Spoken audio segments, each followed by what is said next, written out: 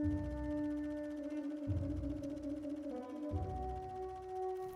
hab die anderen genauso vernichtet. Sie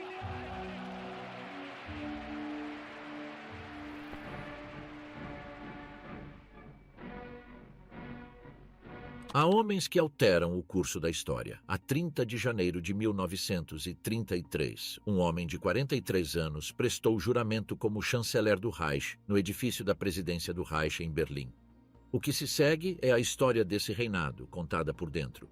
Não a partir das trincheiras dos que sofreram, embora as suas vozes apareçam, mas a partir dos salões de mármore da nova chancelaria, a partir das conferências militares do Wolfschanze, nas florestas da Prússia Oriental. O Partido Operário Alemão tinha, quando Hitler se lhe juntou em setembro de 1919, menos de 100 membros registrados. Em 2 anos, Hitler transformara-o no Partido Nacional Socialista Operário Alemão, Nationalsozialistische Deutsche Arbeiterpartei, NSDAP, e tornara-se o seu líder absoluto, com o título de Führer, chefe. A sua arma era a palavra. Os que o ouviram nesses primeiros anos descreveram o fenômeno de uma forma surpreendentemente uniforme. Albert Speer, que assistiu a um dos seus discursos em Berlim em 1931, escreveu que Hitler começava sempre num tom baixo, quase tímido, naquilo que descreveu como uma espécie de aula magistral histórica, mais do que um discurso. A retórica não chegava de repente. Acumulava-se. As frases tornavam-se mais curtas. A voz subia de tom, e quando a sala estava completamente capturada, o orador já não persuadia, encarnava o que o público queria ouvir. A onda carregava-o a ele, não o contrário. Em Munique, Hitler encontrou financiadores entre a pequena burguesia e alguns industriais, recrutou veteranos de guerra para as secções de assalto Sturmabteilung SA, sob o comando de Ernst Röhm, e começou a construir uma mitologia política assente em 3 eixos. O antissemitismo radical como explicação de todos os males da Alemanha, a rejeição do Tratado de Versalhes de 1919 como documento de escravidão nacional e a promessa de um Reich renovado que restauraria a honra alemã. Não era um programa de governo, era uma promessa de vingança. A 8 de novembro de 1923, Hitler tentou replicar a marcha sobre Roma de Mussolini do ano anterior, e rompeu no Bürgerbräukeller de Munique com grupos armados das SA durante uma reunião do governo bávaro. A Revolução Nacional começou, anunciou disparando a sua pistola para o teto. O putsch da cervejaria fracassou em menos de 24 horas. No dia seguinte, 9 de novembro de 1923, colunas de nazis e veteranos marcharam em direção ao centro de Munique. Na Feldherrnhalle, em frente ao Ministério do Exército Bávaro, a polícia abriu fogo. 4 polícias e 16 golpistas morreram. Hitler escapou ferido pela queda de quem marchava ao seu lado. Foi detido 2 dias depois na vila de Ernst Hanfstaengl, em Uffing am Staffelsee, a sul de Munique. O julgamento foi um presente político. Hitler transformou-o num palco. Falou durante horas perante os juízes, proclamou a sua inocência histórica, denunciou o sistema de Weimar e foi condenado a 5 anos de prisão na fortaleza de Landsberg am Lech. Não cumpriu nenhum. Em dezembro de 1924, após 9 meses de detenção em condições confortáveis, com quarto próprio, visitas frequentes, um assistente que lhe trazia a correspondência, foi posto em liberdade. Mas esses 9 meses não foram tempo perdido. Em Landsberg, ditou o primeiro volume de Mein Kampf, A Minha Luta, ao seu secretário Rudolf Hess. O livro era em partes iguais autobiografia, manifesto ideológico e guia de conquista. Descrevia com clareza a expansão territorial para leste, a necessidade de eliminar a influência judaica na Alemanha, o desprezo pela democracia parlamentar e a doutrina do Lebensraum, espaço vital, que mais tarde justificaria a invasão da Polônia e da União Soviética. Ninguém que o lesse em 1925 poderia ter afirmado depois que Hitler havia ocultado as suas intenções. O problema é que muito poucos se deram ao trabalho de o ler, e ainda menos o levaram a sério. A República de Weimar, estabelecida em 1919 após a derrota na Grande Guerra, foi a primeira democracia liberal alemã, e foi, desde o seu nascimento, uma democracia em crise permanente. O Tratado de Versalhes havia imposto reparações de guerra equivalentes a 132 mil milhões de marcos de ouro, a perda de territórios que incluíam a Alsácia-Lorena, o corredor polaco e a cidade de Danzig, a proibição de ter um exército superior a 100 mil homens e a cláusula de culpa de guerra que responsabilizava exclusivamente a Alemanha pelo conflito. A humilhação era tão profunda que até os políticos alemães mais moderados a usavam como argumento eleitoral. Entre 1919 e 1923, a Alemanha sofreu uma hiperinflação sem precedentes históricos. Em outubro de 1923, um quilo de pão custava em Berlim 5.600 milhões de marcos. As poupanças de toda uma vida evaporaram-se em semanas. A classe média, que era a espinha dorsal social da República, ficou economicamente destruída. Os veteranos de guerra que regressaram a casa sem emprego e sem futuro encheram os corpos paramilitares de esquerda e de direita. A estabilização chegou no final de 1923 com a introdução do Rentenmark, e os anos de 1924 a 1929 foram de relativa prosperidade apoiada por créditos norte-americanos. Mas a 24 de outubro de 1929, a Bolsa de Nova York desmoronou.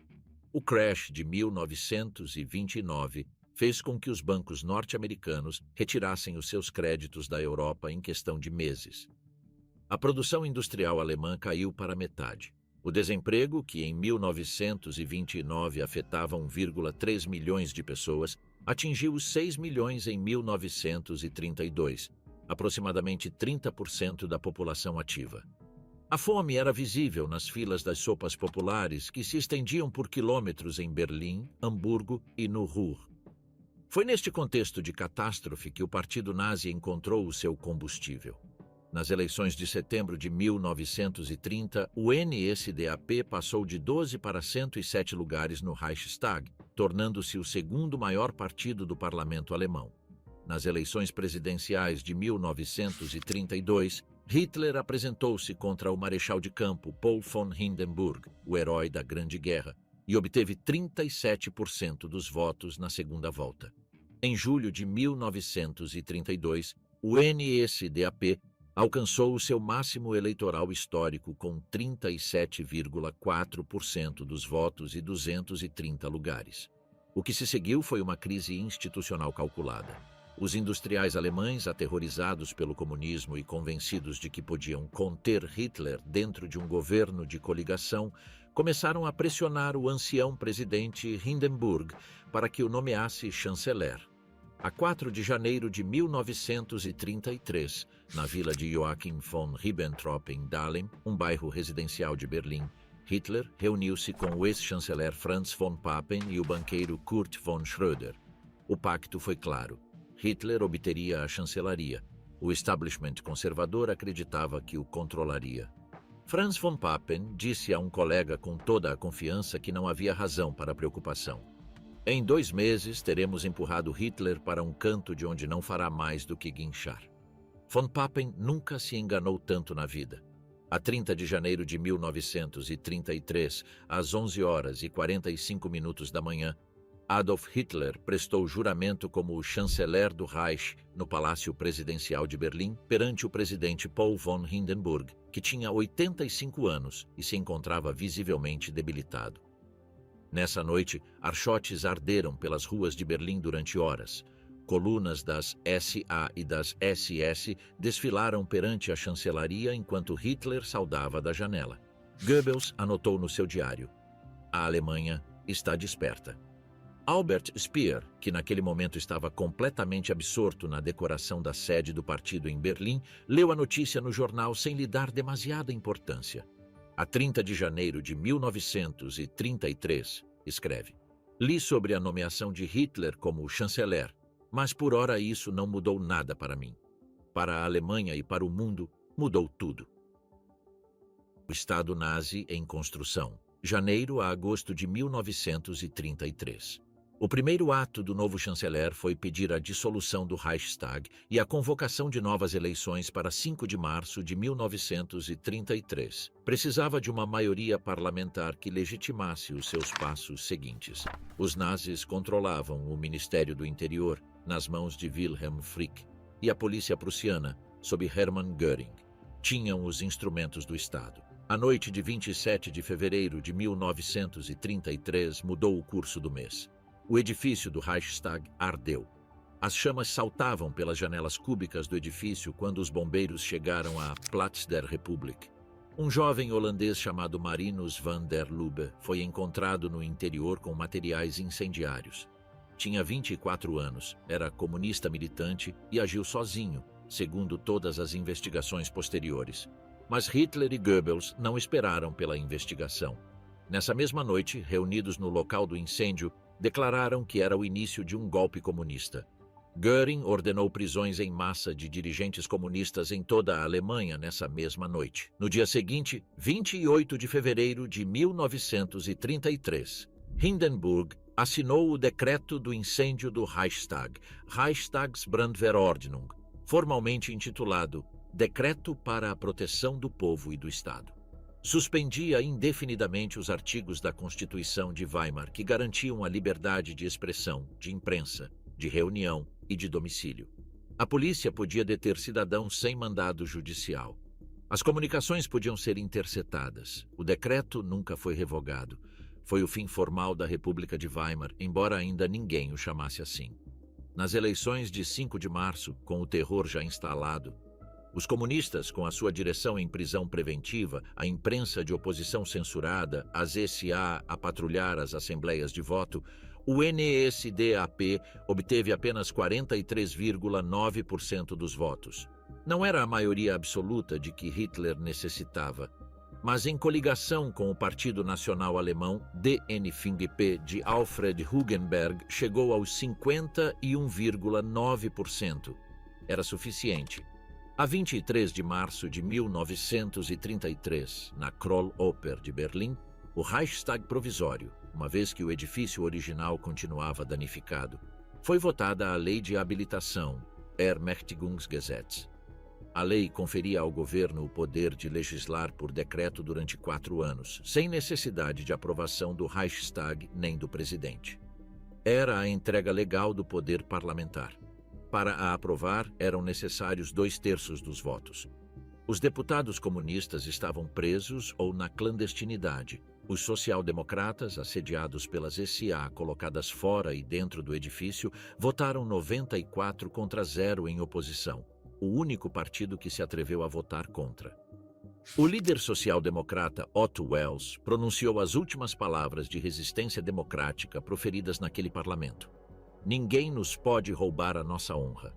A lei foi aprovada por 441 votos a favor e 94 contra.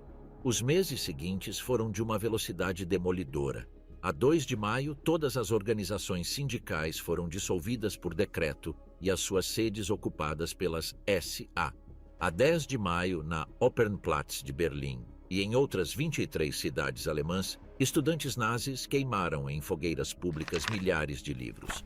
Sigmund Freud, Karl Marx, Erich Maria Remarque, Heinrich Heine, Bertolt Brecht, Magnus Hirschfeld. O filósofo Heinrich Heine havia escrito em 1820, onde se queimam livros acaba-se também por queimar pessoas. A 14 de julho de 1933, todos os partidos políticos, com exceção do NSDAP, foram declarados ilegais. A Alemanha era oficialmente um estado de partido único. A Gleichschaltung, a sincronização ou coordenação forçada, estendeu-se sistematicamente a todos os âmbitos da vida pública: sindicatos, associações culturais, organizações desportivas, igrejas, meios de comunicação. A 1º de abril de 1933, Joseph Goebbels, nomeado ministro da Propaganda a 13 de março, organizou o primeiro boicote nacional contra os negócios judeus. Homens das SA montaram guarda em frente às lojas com cartazes pintados com a estrela de David e o aviso: "Alemão, não compres em lojas judaicas." Entretanto, o sistema de terror tomava forma física. A 22 de março de 1933, Heinrich Himmler, o novo chefe da polícia de Munique, anunciou a abertura do primeiro campo de concentração em Dachau, um antigo armazém de munições a 16 quilômetros a noroeste da cidade. Os primeiros detidos foram comunistas, social-democratas, sindicalistas e outros inimigos do Estado. O comandante Theodor Eicke estabeleceu aí o sistema que mais tarde seria replicado em todo o Reich: trabalho forçado, disciplina brutal, humilhação sistemática. A Noite das Facas Longas e a Morte de Hindenburg, junho a agosto de 1934. Em junho de 1934, Hitler enfrentava uma ameaça que vinha de dentro. Ernst Röhm, o chefe das SA, e seu velho camarada dos primeiros anos em Munique, queria ir mais longe. As SA tinham nessa altura entre 2 e 3 milhões de homens, e Röhm sonhava em transformá-las no núcleo de um novo exército revolucionário que absorvesse o Reichswehr tradicional. Os generais do exército, que nunca tinham ocultado o seu desprezo pelos matulões das SA, pressionavam Hitler para que pusesse ordem. Himmler e Göring, que viam em Röhm um rival perigoso, encarregaram-se de convencer Hitler de que existia um complô iminente. A 30 de junho de 1934, naquilo que a história conhece como a Nacht der Langen Messer, a Noite das Facas Longas, unidades das SS prenderam e executaram centenas de pessoas em toda a Alemanha. Röhm foi detido no Hotel Hanselbauer em Bad Wiessee, na Baviera, onde dormia quando os homens de Hitler chegaram ao amanhecer. Foi levado para a prisão de Stadelheim, em Munique. A lenda conta que se ofereceu para que fosse o próprio Hitler a disparar sobre ele. Um oficial das SS entrou na sua cela e deixou um revólver sobre a cama. Röhm recusou-se a usá-lo. 2 oficiais entraram e dispararam sobre ele a queima-roupa. No total, entre 70 e 85 pessoas foram executadas oficialmente. Os historiadores estimam que o número real foi maior, provavelmente entre 100 e 150. Entre as vítimas não havia apenas líderes das SA. O ex-chanceler Kurt von Schleicher e a sua esposa foram assassinados na sua vila em Neubabelsberg, perto de Berlim. Morreu também Gregor Strasser, ex-chefe da organização do partido que havia tentado negociar com Hindenburg em 1932. Franz von Papen, o ex-chanceler que havia domesticado Hitler com tanta confiança, sobreviveu por milagre. O seu secretário foi assassinado e o seu próprio apartamento foi revistado. A 3 de julho de 1934, o gabinete promulgou uma lei que declarava as execuções como medidas de defesa do Estado. Não houve julgamentos. Não houve investigação. O Reichstag aplaudiu. Mas que, como tantas outras coisas, foi arquivada mentalmente sob a categoria de assuntos políticos que não lhe diziam respeito enquanto arquiteto. Era a mecânica da cumplicidade, ignorar o horror para continuar a construir. A 2 de agosto de 1934, o presidente Paul von Hindenburg morreu na sua quinta de Neudeck, na Prússia Oriental, aos 86 anos. Nesse mesmo dia, antes ainda de o corpo ser transladado, Hitler assinou uma lei que fundia o cargo de presidente e o de chanceler num só, o Führer e chanceler do Reich. O exército, numa decisão de consequências históricas incalculáveis, prestou nesse mesmo dia um juramento pessoal de lealdade não ao Estado alemão nem à Constituição, mas a Adolf Hitler pessoalmente. Juro por Deus este sagrado juramento, que obedecerei sem condições ao Führer do Reich alemão e do povo alemão, Adolf Hitler, comandante supremo da Wehrmacht, e como um soldado valente estarei disposto em todo o momento a dar a minha vida por este juramento. A 19 de agosto, um referendo perguntou ao povo alemão se aprovava a fusão de poderes. 89,9% votou que sim. A Alemanha tinha o seu ditador legalmente ungido. Speer descreve esse momento como o ponto em que a natureza do regime mudou para sempre. Hindenburg havia contido durante demasiado tempo para a impaciência de Hitler muitos dos seus excessos. O marechal de campo havia representado a última ligação institucional com a ordem anterior. Ao morrer, essa ligação desapareceu. Hitler era agora completamente livre. O Führer na sua corte. Vida cotidiana no Terceiro Reich. 1934 a 1938. Quem quiser entender como funcionou o Terceiro Reich deve entender primeiro como funcionava o dia de Hitler. Porque a forma como o homem mais poderoso da Europa organizava as suas horas, ou melhor, a forma como as desorganizava, determinou em grande medida os ciclos de fúria, expansão e paralisia que caracterizaram o regime. Hitler era, pessoalmente, profundamente boêmio. Deitava-se invariavelmente entre as 2 e as 4 da madrugada, depois de intermináveis sessões de cinema, serões musicais com discos de Wagner e opereta e monólogos que os seus subordinados escutavam em silêncio enquanto lutavam contra o sono. Levantava-se tarde, habitualmente entre as 10 e as 11 da manhã. No Berghof, a sua residência nas montanhas dos Alpes bávaros em Obersalzberg, perto de Berchtesgaden, este padrão tornava-se numa rotina opressiva para todos os que o rodeavam. O Berghof era, na aparência, uma casa de campo ampliada. Na realidade, era o núcleo do poder informal do regime. Bormann, o secretário pessoal de Hitler e administrador de Obersalzberg, havia expropriado quintas centenárias, demolido capelas votivas e abatido florestas seculares para construir um complexo murado de 4,3 quilômetros quadrados, rodeado por 2 perímetros de vedações de arame. As rotas de acesso passavam por 2 controlos de identidade. Os guardas das SS patrulhavam 24 horas por dia.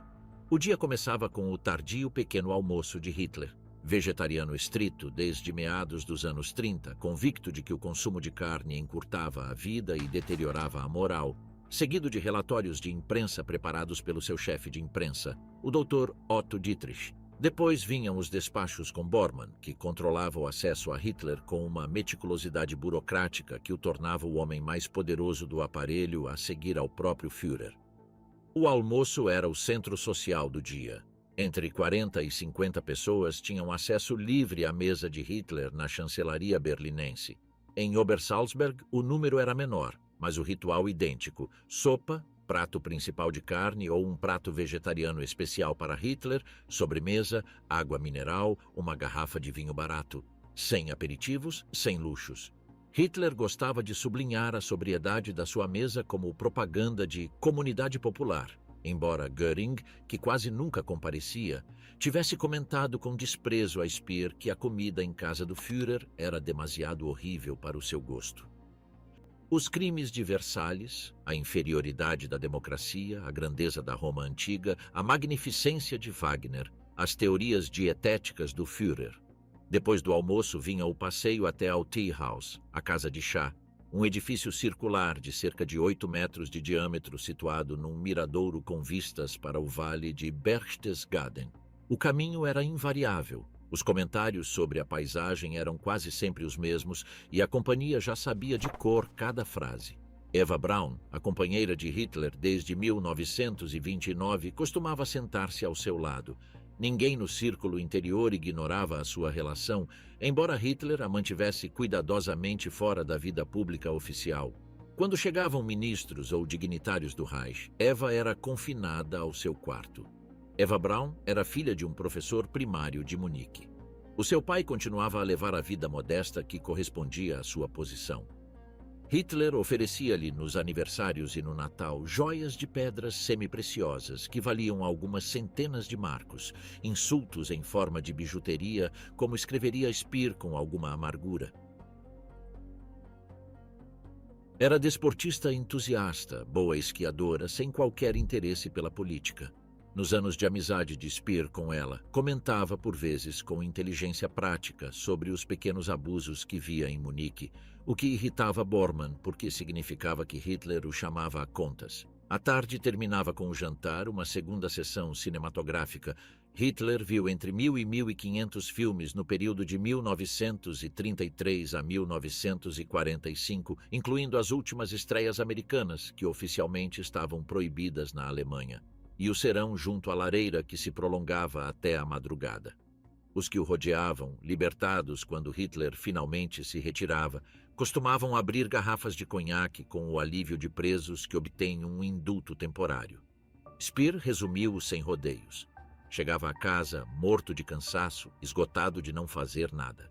E, no entanto, Daquela corte de monotonia e tédio, daquela paisagem de filmes de opereta e monólogos sobre cães, tomavam-se decisões que determinavam o destino de continentes.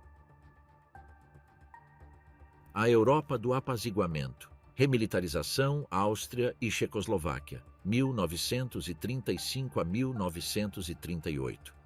O Hitler que os líderes europeus encontravam nas suas negociações dos anos 30 não era o Hitler que os seus próprios generais temiam em privado. Era um ator consumado, capaz de ajustar o seu tom e a sua imagem com precisão quase cirúrgica consoante o auditório. Usava fatos azul marinho nas recepções diplomáticas, quando nos comícios envergava o uniforme castanho das SA. Falava de paz quando já havia começado a rearmar.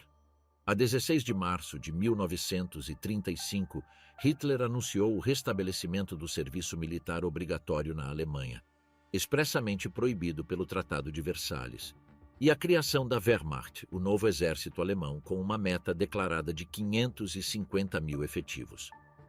As potências ocidentais protestaram formalmente. A Grã-Bretanha assinou em junho desse mesmo ano o Acordo Naval Anglo-Alemão, que reconhecia implicitamente o direito da Alemanha a ter uma frota de guerra. Era o primeiro passo do apaziguamento. A 7 de março de 1936, as tropas alemãs entraram na Renânia desmilitarizada. Era mais uma violação direta de Versalhes. Os generais alemães tinham advertido Hitler de que a ação era arriscada. As forças disponíveis eram apenas 3 batalhões. Se a França respondesse militarmente, o exército alemão teria de se retirar. Hitler ignorou o aviso. A França não respondeu. A Grã-Bretanha não respondeu. Hitler interpretou-o exatamente como o que é. Foram as mais angustiantes da minha vida. Se os franceses tivessem entrado na Renânia, teríamos tido de nos retirar de rabo entre as pernas, porque os recursos militares à nossa disposição eram completamente inadequados. Em setembro de 1935, as leis de Nuremberg privaram os judeus alemães da cidadania do Reich e proibiram o casamento e as relações sexuais entre judeus e arianos. 500.000 de pessoas ficaram convertidas de um momento para o outro em residentes sem direitos no país onde haviam nascido. A noite de 9 para 10 de março de 1938 foi de ópera em Berlim. Speer estava em casa. Göring chegou com grande pompa a uma função. De repente, o pessoal da chancelaria começou a movimentar-se com urgência. O chanceler austríaco Kurt von Schuschnigg havia pronunciado nessa tarde um discurso em Innsbruck anunciando um plebiscito. Os austríacos decidiriam eles próprios se queriam ser independentes. A palavra de ordem que lançara no final, austríacos, chegou o momento, foi suficiente para desencadear uma crise que Hitler estava à espera. A 12 de março de 1938, as tropas alemãs cruzaram a fronteira austríaca. Encontraram flores e aplausos. Hitler entrou na Áustria no dia seguinte pela sua cidade natal, Braunau am Inn. Em Linz, onde havia passado a adolescência, as multidões receberam-no com uma euforia que, segundo os seus próprios testemunhos, o surpreendeu. O Anschluss, a união da Áustria com o Reich alemão, foi proclamado a 13 de março. No referendo posterior de 10 de abril, 99,73% dos austríacos votou a favor. O número era provavelmente inflacionado, mas a adesão real era indubitavelmente massiva. De regresso a Berlim, Speer preparou-lhe o estádio do Noroeste para um grande comício. Em Viena, entretanto, os nazis procediam com mais brutalidade do que em qualquer outra cidade do Reich. Judeus e opositores eram detidos nas ruas, obrigados a ajoelhar-se e a esfregar passeios com os dentes enquanto as multidões aplaudiam. O embaixador americano em Berlim informou Washington de cenas de uma brutalidade medieval que desafiava a descrição. 6 meses depois foi a Checoslováquia. A minoria alemã dos Sudetos, 3 milhões de pessoas na zona fronteiriça ocidental do país, proporcionou o pretexto. Em setembro de 1938, durante o Congresso do Partido Nazi em Nuremberg, Hitler interpretou perante câmaras e microfones o papel do líder indignado que não podia tolerar mais a opressão dos irmãos alemães nas mãos de Praga. Era teatro calculado. O objetivo real era a destruição do Estado checoslovaco. Os primeiros ministros da Grã-Bretanha, Neville Chamberlain, França, Édouard Daladier, Itália, Benito Mussolini e Alemanha assinaram o Acordo de Munique. A Tchecoslováquia, que não foi convidada a negociar o seu próprio destino, teve de ceder os Sudetos ao Reich. Chamberlain voltou a Londres agitando o papel do acordo perante as câmaras. Paz no nosso tempo. Hitler, por seu lado, disse aos seus generais e a Speer em privado que o acordo era um fracasso pessoal. Havia querido a guerra. As potências ocidentais tinham se rendido demasiado facilmente. Roubaram-nos a nossa entrada em Praga, queixou-se com amargura. A 15 de março de 1939, exatamente 6 meses depois de Munique, as tropas alemãs entraram na capital checa. O presidente Emil Hácha, um advogado idoso de 70 anos sem experiência política prévia, havia sido chamado a Berlim em plena noite e submetido a uma reunião de terror psicológico na nova chancelaria que Hitler lhe havia mostrado com orgulho semanas antes. Quando Hácha deu sinais de querer resistir, sofreu um ataque cardíaco. O Dr. Morel, médico pessoal de Hitler, injetou-lhe algum estimulante. Hácha assinou a capitulação do seu país às 4 da manhã. Dei-lhe uma tão boa tareia ao velho que os seus nervos cederam completamente. Contou Hitler aos seus mais chegados mais tarde. E estava prestes a assinar quando teve o ataque ao coração. Na sala ao lado, Morel deu-lhe uma injeção, mas nesse caso funcionou demasiado bem. Hácha recuperou demasiadas forças, reanimou-se e já não estava disposto a assinar até que finalmente o desgastei de novo. A 23 de agosto de 1939, o mundo acordou com uma notícia que parecia impossível. A União Soviética e a Alemanha nazi haviam assinado um pacto de não agressão. O pacto Molotov-Ribbentrop incluía um protocolo secreto que dividia a Europa Oriental em esferas de influência. A Polônia seria repartida entre os dois países. Os Estados Bálticos, a Finlândia e a Bessarábia ficariam para a URSS. O caminho para a Polônia estava desimpedido. A Guerra Relâmpago, a Polônia e a queda da Europa Ocidental, setembro de 1939 a junho de 1940. No dia 1º de setembro de 1939, às 4h45 da manhã, 89 divisões alemãs cruzaram a fronteira polaca simultaneamente em múltiplos pontos. O couraçado Schleswig-Holstein, que se encontrava no Porto Livre de Danzig numa visita de BI, abriu fogo às 4h48 sobre as instalações militares polacas na península de Westerplatte. A defesa de Westerplatte, onde 182 soldados polacos resistiram durante 7 dias a forças superiores, tornaria-se símbolo da resistência polaca. No dia 3 de setembro, a Grã-Bretanha e a França declararam guerra à Alemanha. Quando Ribbentrop lhe trouxe a notícia, Hitler ficou em silêncio por um momento. Depois voltou-se para o ministro dos Negócios Estrangeiros e perguntou: "E agora?" A campanha da Polônia durou 28 dias. A Wehrmacht utilizou pela primeira vez em grande escala a doutrina da Blitzkrieg, Guerra Relâmpago, que combinava carros blindados em cunhas de penetração profunda, apoio aéreo tático da Luftwaffe e motorização da infantaria. A aviação polaca foi destruída em grande parte em terra nas primeiras 48 horas. Varsóvia foi bombardeada desde o primeiro dia. A 17 de setembro, a União Soviética invadiu a Polônia a partir do leste. A 27 de setembro, Varsóvia capitulou. A 6 de outubro, o último exército polaco em pé depôs as armas. A 5 de outubro, Hitler realizou uma visita de 3 horas a Varsóvia devastada. Desfilou pelas ruas semidestruídas diante de colunas de tropas alemãs. Nessa mesma tarde, de regresso a Berlim, pronunciou no Reichstag um discurso de Chapelle. Oferecia à França e à Grã-Bretanha uma conferência para resolver as diferenças. As potências ocidentais rejeitaram a proposta. Speer foi convocado aos arredores de Berlim para se reunir com Hitler nessas semanas. "Fui vê-lo numa sala de mapas algures fora da cidade", escreve. O Hitler que encontrou era diferente, mais tenso, mais concentrado. As conversas sobre arquitetura tornaram-se mais breves, embora não desaparecessem de todo. Mesmo em guerra, Hitler continuava a rever plantas para Berlim e Linz. As megalômanas visões da futura capital do Reich não tinham sido suspensas. Os alemães não atacaram, os franceses e britânicos também não. Ambos os lados observavam-se a partir das suas linhas. O mundo ocidental começou a perguntar-se se haveria uma guerra de verdade. A resposta chegou a 9 de abril de 1940. A Alemanha invadiu simultaneamente a Dinamarca e a Noruega.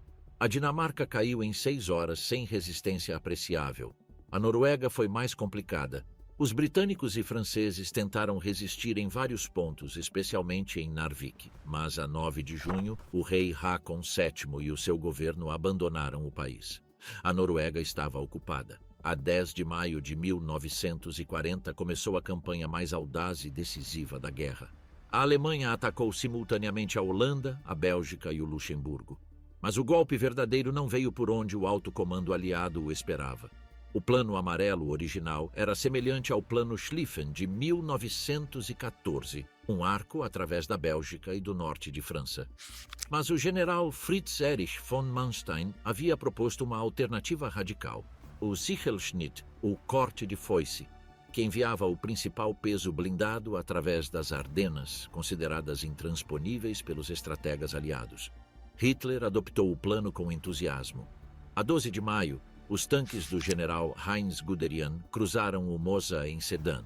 Em 3 dias, tinham penetrado 40 quilômetros em território francês. Em 10 dias, chegaram ao Canal da Mancha, cortando a frente aliada e cercando as melhores tropas francesas e o corpo expedicionário britânico em torno de Dunquerque. Entre 26 de maio e 4 de junho, 338.226 soldados aliados foram evacuados na Operação Dínamo. Hitler ordenou a paragem dos tanques durante 3 dias críticos, a ordem mais debatida da guerra, permitindo a evacuação que os britânicos transformariam em lenda nacional. A 14 de junho de 1940, as tropas alemãs entraram em Paris. A cidade estava praticamente deserta. A 22 de junho, numa clareira da floresta de Compiègne, no mesmo vagão de comboio onde a Alemanha havia assinado o armistício de 1918, a França assinou a sua capitulação. Hitler dançou uma pequena dança de alegria que foi imortalizada pelas câmaras e depois retocada pelo cinema de propaganda aliado numa sequência em loop que transformou o momento numa grotesca caricatura. A 23 de junho de 1940, Adolf Hitler visitou Paris durante 3 horas e 16 minutos. A primeira paragem foi a Ópera Garnier. Um guia da própria ópera levou-o aos arquivos históricos. Hitler sabia de memória a disposição interna do edifício. Havia estudado durante anos as plantas arquitetônicas de Charles Garnier. Indicou ao guia que faltava uma sala que ele recordava. O guia explicou que a sala havia sido eliminada numa remodelação. Hitler assentiu com satisfação. Havia estudado as suas plantas com tanto cuidado que sabia que essa sala se havia perdido. Depois foi aos Inválidos, onde contemplou o sarcófago de Napoleão. Ordenou que as cinzas do Aiglon, o filho de Napoleão, fossem transferidas de Viena para Paris para repousar ao lado do pai. Foi o único gesto generoso que alguma vez teve para com a França. A Kroll Oper de Berlim celebrou o armistício com uma gala. Speer esteve presente. A atmosfera era de euforia. Alguém perguntou a Speer se acreditava que a guerra havia terminado. Claro, respondeu. Quem o pode deter agora? A viragem para o leste, Barbarossa e a Guerra Total, junho de 1941 a novembro de 1942. Hitler havia tomado a decisão de atacar a União Soviética não em 1941, mas anos antes. Em Mein Kampf escrevera-o com uma clareza que os seus diplomatas ocidentais tinham preferido não levar a sério. O destino da Alemanha estava no leste. O Lebensraum, o espaço vital, de que a raça germânica necessitava para sobreviver e prosperar, encontrava-se nas planícies da Ucrânia, nos campos de trigo do Volga, nos jazigos de petróleo do Cáucaso. A União Soviética era, na concepção de Hitler, um colosso com pés de barro, um Estado judeu-bolchevique que desmoronaria ao primeiro golpe sério. Não faremos mais do que dar um pontapé na porta podre e toda a estrutura virá abaixo, disse aos seus generais em fevereiro de 1941. O plano de operações, a Operação Barbarossa, foi aprovado em dezembro de 1940. 3 grupos de exércitos atacariam em paralelo. o grupo de exércitos norte em direção a Leningrado, o centro em direção a Moscovo e o sul em direção a Kiev e ao Cáucaso. O objetivo era alcançar uma linha que ia de Arcangel no norte até ao rio Volga no sul, a chamada Linha AA, antes que chegasse o inverno. A 22 de junho de 1941, às 3h15 da manhã, mais de 3 milhões de soldados alemães, juntamente com contingentes finlandeses, romenos, húngaros e italianos, cruzaram simultaneamente a fronteira soviética numa frente de 2.900 quilômetros. Era a maior operação militar da história da humanidade até esse momento. Os primeiros dias foram de uma eficácia devastadora que confirmou, aparentemente, as previsões de Hitler. As forças aéreas soviéticas perderam mais de 2.000 aviões nas primeiras 24 horas, muitos deles destruídos em terra. As unidades blindadas alemãs avançaram 100, 200, 300 quilômetros em dias. As bolsas de encirclement capturavam exércitos inteiros. Em Minsk, em julho, mais de 300 mil prisioneiros. Em Kiev, em setembro, mais de 650 mil. O marechal de campo Wilhelm Keitel escreveu ao quartel-general: "A campanha está ganha." Mas a campanha não estava ganha. O espaço era imenso, as linhas de abastecimento estendiam-se até ao limite da ruptura. E o Exército Vermelho, ao contrário do que Hitler havia previsto, não desmoronou. Cada encirclement produzia prisioneiros, mas também permitia que novas unidades soviéticas se formassem na retaguarda. Stalin, ao contrário do que muitos historiadores sustentaram durante décadas, não sofreu um colapso pessoal nos primeiros dias da invasão. Recuperou rapidamente e começou a reorganizar a defesa. O quartel-general de Hitler durante a campanha do leste foi o Wolfschanz, a Toca do Lobo, um complexo de bunkers construído nas sombrias florestas de pinheiros e bétulas da Prússia Oriental, perto da pequena localidade de Rastenburg. O complexo consistia em 25 bunkers principais revestidos de betão com até 8 metros de espessura, distribuídos em 3 zonas de segurança concêntricas. O ar era viciado, a iluminação artificial, a paisagem uniformemente cinzenta através das poucas aberturas de ventilação que tinham os tectos. Os verões eram úmidos e infestados de mosquitos. Os invernos de um frio que gelava até aos ossos. Nesse ambiente, Hitler começou a exercer um controle cada vez mais direto e cada vez mais prejudicial sobre as operações militares. No início, as suas intervenções revelavam uma certa intuição tática. Mas com o tempo, essa intuição foi sendo substituída pela obstinação. O Führer tomava as decisões militares com cada vez maior desconsideração pela realidade do terreno, escreveria mais tarde o general Heinz Guderian nas suas memórias. Exigia o impossível e punia quem lhe dizia. No outono de 1941, as tropas alemãs encontravam-se a menos de 20 quilômetros de Moscovo. Os oficiais da vanguarda podiam ver os reflexos das cúpulas douradas do Kremlin com os seus binóculos. Mas o frio chegou cedo e com uma brutalidade para a qual o exército alemão não estava preparado. As tropas, que tinham saído com equipamento de verão, combatiam a menos 30 graus centígrados com botas de couro fino. Os lubrificantes dos tanques solidificavam-se. Os motores dos aviões não arrancavam. Em dezembro, o Exército Vermelho lançou uma contraofensiva que empurrou os alemães para trás em vários pontos da frente. Hitler culpou os seus generais. A 19 de dezembro de 1941, destituiu o marechal de campo Walter von Brauchitsch como comandante em chefe do exército e assumiu pessoalmente o comando. Nunca o devolveu. A partir desse momento, Hitler não era apenas o ditador político da Alemanha.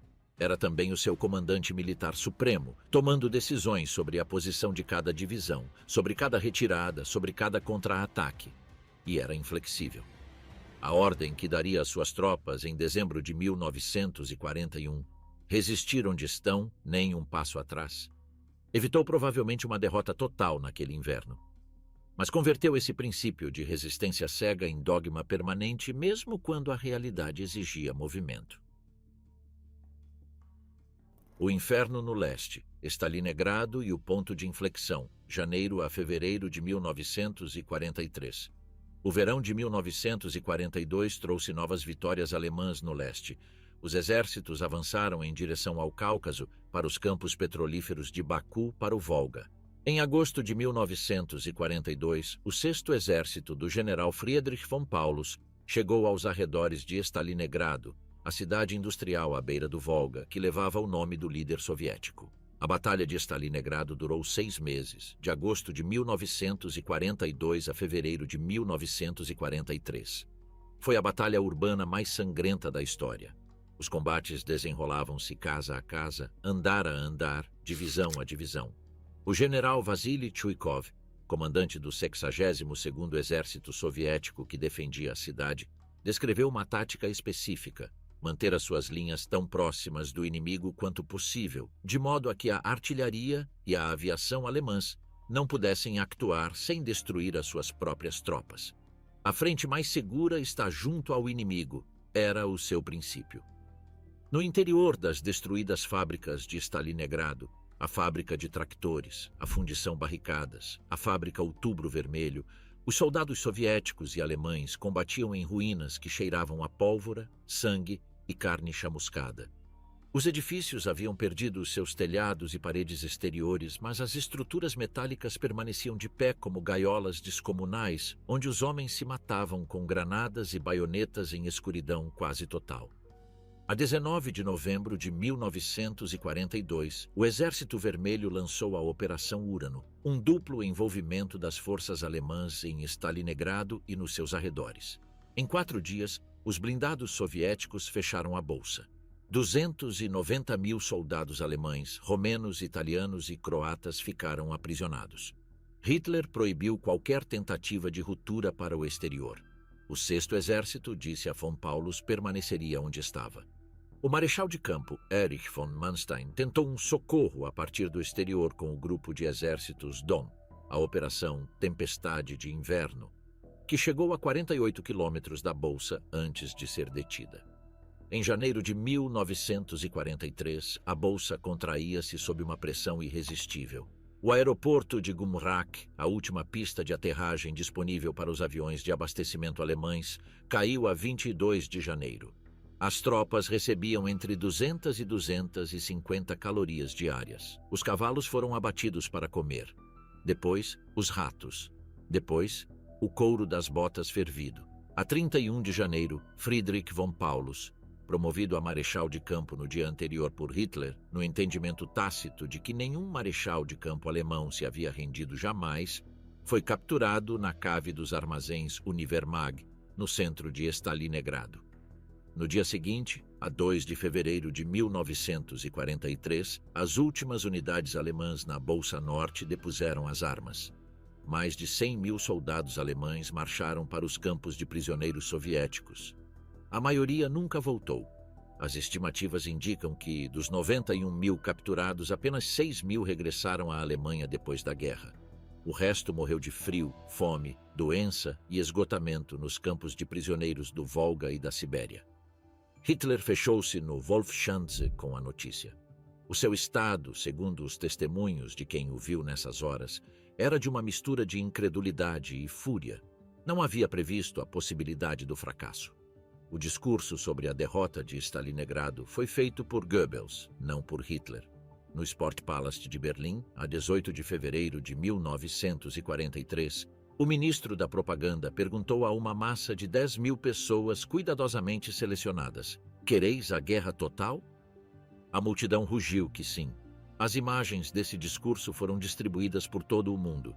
Speer, que em fevereiro de 1942 havia assumido o Ministério do Armamento e da Produção de Guerra após a morte acidental de Fritz Todt, cujo avião se despenhou em circunstâncias nunca totalmente esclarecidas, tomou nota da mudança no estado de Hitler. A partir de Stalingrado, escreve, algo mudou em Hitler. Não era apenas o peso da derrota, era a primeira fenda na armadura da sua certeza. Antes, qualquer pessoa que questionasse uma das suas decisões era tratada como um traidor ou um cobarde. Depois de Stalingrado, começou a ser mais difícil ignorar a realidade, ainda que Hitler fizesse tudo o possível para continuar a ignorá-la. Para compreender o regime de Hitler, não é suficiente seguir as campanhas militares.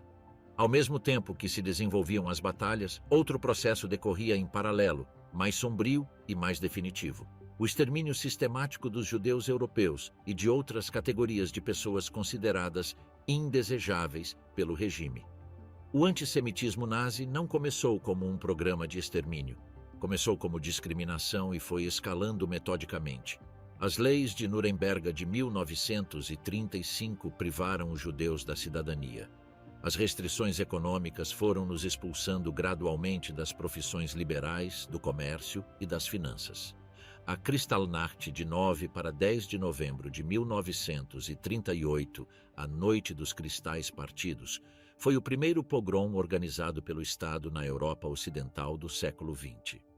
Nessa noite, grupos coordenados das SA e de civis nazis atacaram sinagogas, negócios e lares judeus em toda a Alemanha e Áustria.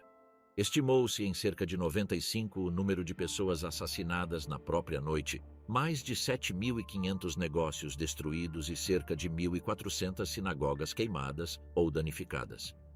Cerca de 30.000 homens judeus foram detidos e enviados para campos de concentração.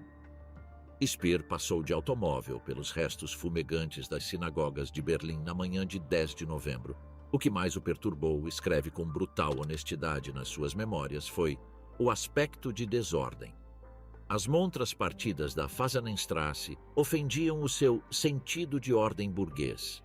Não pensou nas famílias dentro dessas lojas. Anos mais tarde, em Spandau, escreveria que essa incapacidade de ver para além do vidro partido era talvez o pecado de omissão mais indesculpável da minha vida. O salto para o extermínio sistemático produziu-se no contexto da invasão soviética. Os Einsatzgruppen, grupos de ação especiais das SAS, seguiam os exércitos no seu avanço, com a missão de executar comissários políticos soviéticos, funcionários do Partido Comunista e judeus. Em Babi Yar, uma ravina nos arredores de Kiev, nos dias 29 e 30 de setembro de 1941, o Einsatzgruppe C executou 33.771 judeus da cidade em 2 dias. Era o maior massacre num único episódio de toda a guerra. Homens, mulheres e crianças eram conduzidos em colunas até a beira da ravina, obrigados a despir-se e fuzilados em grupos. A 20 de janeiro de 1942, numa vivenda à beira do lago Wannsee, em Berlim, 15 altos funcionários do regime, entre eles Reinhard Heydrich, chefe do Gabinete Central de Segurança do Reich, e Adolf Eichmann, responsável pelos assuntos judaicos da Gestapo, reuniram-se numa sessão que durou aproximadamente 90 minutos para coordenar o que chamaram a solução final da questão judaica, Die Lösung der Judenfrage. O protocolo da conferência, redigido por Eichmann, calculava em 11 milhões o número de judeus europeus a Atorders. Os campos de extermínio, distintos dos campos de concentração, começaram a operar no inverno de 1941 a 1942. Chelmno foi o primeiro, em dezembro de 1941. Seguiram-se Belzec, Sobibor e Treblinka no âmbito da Operação Reinhard. Auschwitz-Birkenau, o maior de todos, começou a sua função principal de extermínio na primavera de 1942. Ao contrário dos campos de trabalho, que tinham um propósito econômico, os centros de extermínio tinham um único objetivo: a morte industrial de pessoas no menor tempo possível.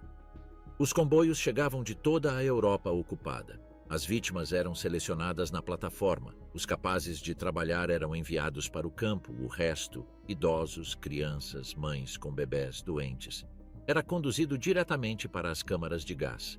O Zyklon B, um pesticida comercial de ácido cianídrico, era o agente utilizado em Auschwitz. O Gauleiter Karl Hanke advertiu Speer no verão de 1944 que não visitasse Auschwitz em nenhuma circunstância e que nunca aceitasse qualquer convite que o levasse até lá. Era um aviso sem explicação. Speer não perguntou. Não quis saber. Preferi não conhecer, escreveria décadas mais tarde, num dos parágrafos mais citados das suas memórias. O que poderia ter sabido e não quis saber, o que teria de ter concluído a partir do pouco que sabia, isso foi a minha culpa. Entre 1942 e 1945, 6 milhões de judeus europeus foram assassinados. O número inclui 3 milhões de cidadãos da Polônia, 1.100.000 da União Soviética, 560.000 da Hungria, 280.000 da França, 160.000 dos Países Baixos e 65.000 da Grécia. O maior centro de extermínio individual, Auschwitz-Birkenau, processou, segundo as estimativas mais aceites, entre 1,1 e 1,5 milhões de pessoas. Destas, mais de 90% eram judeus. Quando Albert Speer chegou ao Ministério do Armamento a 8 de fevereiro de 1942, a produção militar alemã era um caos. Fritz Todt, o seu predecessor, havia desenvolvido um sistema de comitês industriais relativamente eficiente, mas as interferências de Göring, Himmler, Ley e dezenas de outros sátrapas do regime tinham transformado a economia de guerra numa arena de rivalidades pessoais. Cada caudilho tinha o seu próprio feudo industrial. Speer, com a confiança direta de Hitler, que lhe abria portas que outros não podiam franquear, começou a implementar um sistema de responsabilidade industrial própria. As empresas e os seus engenheiros tomariam as decisões técnicas de produção, libertadas da burocracia do partido. Os resultados foram notáveis. Apesar do bombardeamento aliado que se intensificava mês após mês, a produção alemã de armas só atingiu o seu pico máximo em setembro de 1944, quase 2 anos depois de a Alemanha ter perdido estrategicamente a guerra. Em 1943, a produção de tanques triplicou em relação a 1941. A produção de aviões de combate aumentou 228% entre 1942 e 1944. Estes números não são uma reivindicação, mas um paradoxo. O facto de a economia de guerra alemã ter funcionado tão bem e durante tanto tempo foi em parte o que prolongou a guerra e multiplicou as mortes. Os bombardeamentos aliados sobre as cidades alemãs, Hamburgo, Colônia, Dresde, Berlim, que custaram a vida a entre 300 e 400 mil civis alemães entre 1942 e 1945, não conseguiram paralisar a produção industrial enquanto os ataques não se concentraram em instalações específicas, refinarias, fábricas de combustível sintético e nós ferroviários. O erro estratégico fundamental dos aliados, que Speer reconheceu nas suas memórias de Spandau, embora levasse anos a convencer-se disso, foi não atacar sistematicamente as refinarias de petróleo e as fábricas de combustível sintético desde o início. Quando os aliados começaram a fazê-lo em maio de 1944 com a Operação Point Blank na sua fase de combustíveis, a Luftwaffe perdeu em meses a sua capacidade de operação normal. Os tanques na frente começaram a ficar sem gasolina. Nas conferências de armamento com Hitler, que Speer descreve com detalhe, o Führer exibia um surpreendente conhecimento técnico sobre armas específicas, calibres, velocidades de projétil, resistência de blindagens. Conseguia recordar com exatidão as especificações de um tanque cuja demonstração tinha assistido meses antes. Mas esse mesmo conhecimento técnico, combinado com o seu crescente afastamento da realidade operacional, produzia consequências catastróficas. O avião à reação ME-262, as bombas V1 e V2, insistindo em configurações que reduziam a sua eficácia militar. O MI-262, que poderia ter sido um caça superior a tudo o que os aliados tinham no ar, foi reorientado por Hitler para a função de bombardeiro, destruindo grande parte da sua vantagem aerodinâmica. A tentativa de assassinato e os últimos anos, julho de 1944 a abril de 1945. A 20 de julho de 1944, às 12 horas e 42 minutos, uma bomba explodiu na sala de conferências do Wolfschanze durante uma reunião de situação. O coronel Klaus von Stauffenberg, oficial de Estado-Maior e um dos principais organizadores da conspiração para derrubar o regime, havia colocado debaixo da mesa uma pasta com 2 quilos de explosivo plástico. A explosão matou 4 dos 20 presentes e feriu outros 20. Hitler sobreviveu com queimaduras nas pernas, uma perfuração parcial do tímpano e contusões nos braços. A conspiração era a culminação de anos de resistência militar e civil que havia incluído figuras tão diversas como o ex-presidente da Câmara de Leipzig, Karl Friedrich Goerdeler, o marechal de campo Erwin von Witzleben e dezenas de oficiais de alta patente convencidos de que Hitler estava a conduzir a Alemanha para o desastre. A Operação Valkyria, o nome de código do plano para tomar o controle do governo após o atentado, falhou em parte porque Hitler sobreviveu, em parte porque os conspiradores em Berlim hesitaram nas horas críticas, e em parte porque Goebbels, que se encontrava em Berlim, reagiu com uma rapidez que os conspiradores não tinham antecipado. Speer soube da notícia nessa tarde. Dirigiu-se ao ministério de Goebbels, onde se desenrolava a conspiração inversa. O que viu foi um Goebbels surpreendentemente calmo a falar ao telefone, a coordenar a resposta. Unidades das SS leais cercaram os ministérios do centro de Berlim, onde os conspiradores tinham tentado tomar o controle.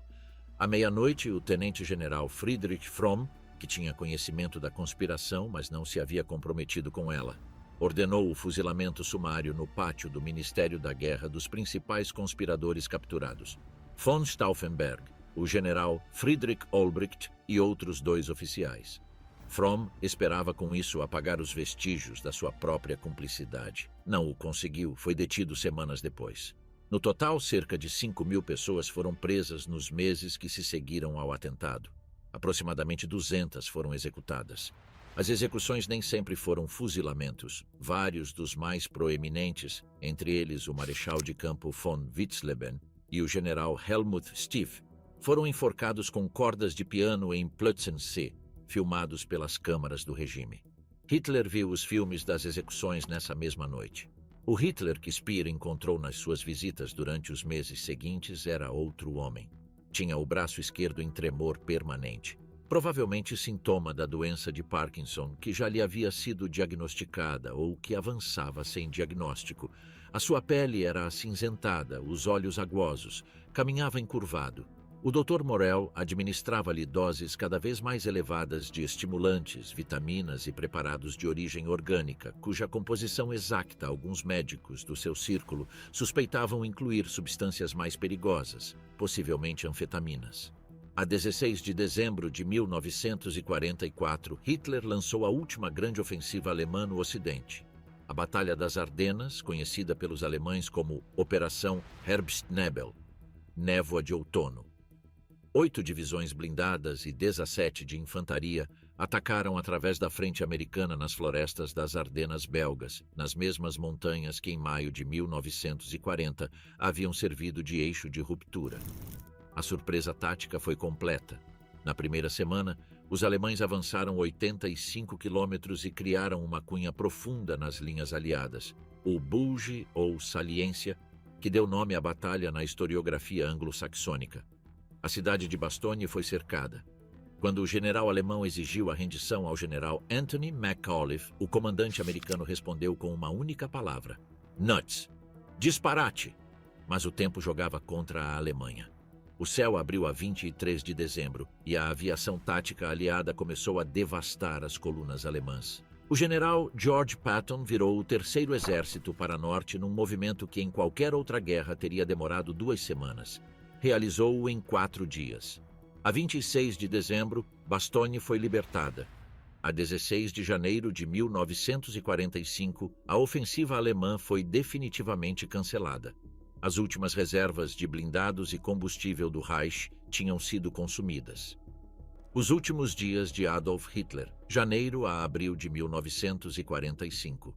Em janeiro de 1945, o Exército Vermelho atravessou o Vístula e inundou a Polônia. A frente alemã, que 3 semanas antes se encontrava nas Ardenas, em fevereiro rangia a 300 quilômetros de Berlim. Os refugiados enchiam as estradas do leste em colunas que o frio polaco de menos 20 graus transformava em marchas da morte. Estima-se que entre 2 e 3 milhões de civis alemães morreram na fuga do leste durante os primeiros meses de 1945. A 16 de janeiro de 1945, Hitler transferiu-se definitivamente para Berlim, para o seu Führerbunker sob o jardim da nova chancelaria. O complexo era um labirinto de corredores e compartimentos escavados a 6 metros abaixo do nível do jardim, revestidos de betão com 4 metros de espessura. O ar chegava por filtros mecânicos. Os sons do exterior, os bombardeamentos que sacudiam a cidade, o trovão crescente da artilharia soviética, Eram abafados, mas nunca completamente silenciados. Speer visitou o bunker nesses últimos meses. Descreve uma atmosfera de irrealidade avassaladora.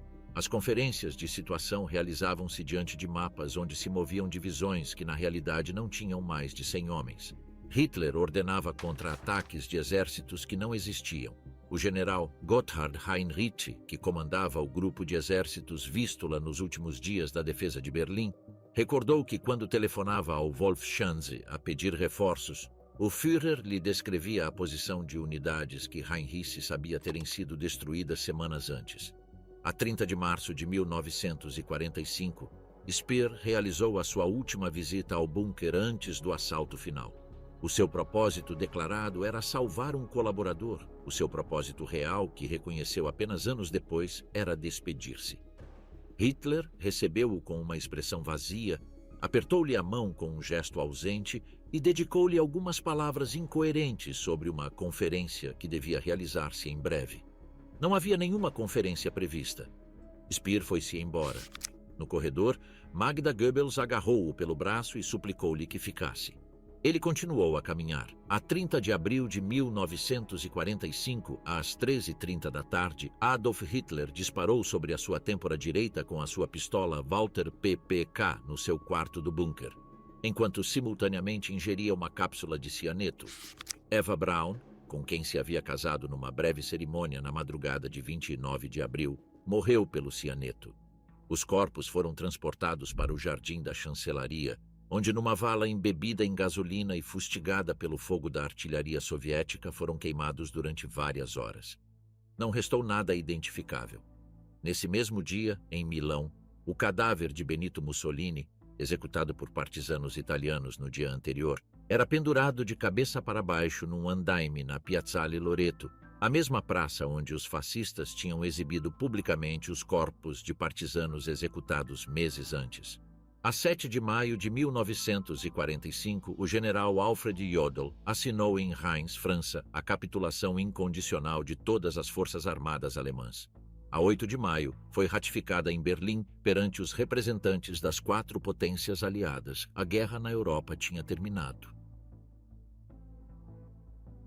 Nuremberg e o Julgamento do Terror, 1945 a 1946. A 20 de novembro de 1945, começou no Palácio da Justiça de Nuremberg o maior julgamento da história moderna. 24 dirigentes do regime nazi, os que tinham sobrevivido, Hitler, Himmler, Goebbels e outros tinham se suicidado, sentaram-se no banco dos réus acusados de crimes contra a paz, crimes de guerra e crimes contra a humanidade, uma categoria jurídica que, nos seus termos modernos, foi em grande parte definida nesse processo. A 1 de outubro de 1946, o tribunal pronunciou as suas sentenças. 12 acusados foram condenados à morte: Joachim von Ribbentrop, Alfred Rosenberg, Ernst Kaltenbrunner, Hans Frank, Wilhelm Frick, Julius Streicher, Fritz Sauckel, Wilhelm Keitel, Alfred Jodl, Arthur Seyss-Inquart e, na ausência, Martin Bormann. Göring foi condenado à morte, mas suicidou-se na noite anterior à execução com uma cápsula de cianeto que havia ocultado durante o processo. As execuções dos restantes tiveram lugar na madrugada de 16 de outubro de 1946. Reconheceu perante o tribunal a sua responsabilidade como membro do governo. Aceitou que, como ministro do armamento, havia utilizado trabalho forçado em escala massiva e que havia colaborado com as SS quando estas forneciam prisioneiros de campos de concentração para as suas linhas de produção. Os juízes soviéticos votaram pela pena de morte. Os ocidentais aceitaram as circunstâncias atenuantes e condenaram-no a 20 anos. A 1º de outubro de 1966, Albert Speer saiu da prisão de Spandau em Berlim. Havia cumprido cada dia da sua pena. Com ele saiu também Baldur von Schirach, o ex-chefe das juventudes hitlerianas, igualmente condenado a 20 anos. O almirante Karl Dönitz, condenado a 10 anos, havia saído em 1956. Speer publicou as suas memórias em 1969. Vendeu milhões de cópias em todo o mundo. Morreu a 1º de setembro de 1981 em Londres, onde havia ido para uma entrevista da BBC. Tinha 76 anos. Rudolf Hess, que havia voado misteriosamente para a Escócia em maio de 1941, numa tentativa de negociar uma paz separada e que foi condenado em Nuremberg à prisão perpétua, permaneceu em Spandau como único prisioneiro durante os últimos 20 anos da sua vida. Morreu a 17 de agosto de 1987, aos 93 anos, aparentemente por suicídio, embora a família sempre tivesse insistido em que foi assassinado. Epílogo. O que resta do regime, 12 anos, foi quanto durou o regime que Hitler prometera que seria milenar. 12 anos em que a Alemanha, uma das nações mais cultas e tecnologicamente avançadas da história, foi convertida no instrumento da barbárie mais sistemática do século XX. Os números finais são insuficientes para descrever o que aconteceu, mas são necessários. 60 milhões de mortos na Segunda Guerra Mundial no total, 20 milhões de cidadãos soviéticos, 6 milhões de polacos, dos quais 3 milhões de judeus, 6 milhões de judeus europeus no total, exterminados num processo burocrático de industrialização do crime que não tinha precedente na história humana. 750 mil civis alemães mortos nos bombardeamentos aliados, milhões mais mortos na fuga do leste, nos campos de prisioneiros de guerra, nas epidemias e na fome que se seguiram ao fim da guerra. Mas por detrás desses números existe outro tipo de dano, mais difícil de quantificar. O dano que causa a uma sociedade quando aprende que o Estado pode ser um instrumento de extermínio. O dano que causa a uma cultura quando os seus artistas, os seus cientistas, os seus pensadores são assassinados, exilados ou silenciados. O dano que causa a um povo quando lhe ensinam a obedecer sem questionar, a olhar para o lado quando a barbárie ocorre diante dos seus olhos. Albert Speer, refletindo na sua cela de Spandau sobre o sistema no qual havia sido peça fundamental, chegou a uma conclusão que ainda ressoa. Hitler foi possível não apesar da modernidade, mas graças a ela. A técnica sem ética, a eficiência sem humanidade, a obediência sem consciência. Essas são as ferramentas com que se construiu o Terceiro Reich. E essas ferramentas continuam a existir. O Wolfschanze está hoje em ruínas, destruído pelas SS antes da chegada soviética em janeiro de 1945. As lajes de betão jazem tombadas entre as árvores cobertas de musgo. O Berghof foi bombardeado pela RAF em abril de 1945 e demolido pelas forças americanas em 1952 para que não se tornasse um lugar de peregrinação. A nova chancelaria foi demolida pelos soviéticos entre 1945 e 1950. O mármore das suas paredes foi parar ao monumento soviético de guerra no Parque Treptower de Berlim. Dos grandes edifícios do Terceiro Reich, pouco sobreviveu. Alguns edifícios do partido em Nuremberg permanecem, convertidos em museu de documentação. O Estádio Olímpico de Berlim, que Speer redesenhou para Hitler em 1935, foi sede do Campeonato do Mundo de Futebol de 2006. Em Dachau, o primeiro campo de concentração existe desde 1965, um memorial. Em Auschwitz-Birkenau, o maior campo de extermínio da história, as ruínas das câmaras de gás, destruídas pelas SS antes da libertação em janeiro de 1945, permanecem tal como as deixou a explosão. São conservadas como testemunho do que foi possível.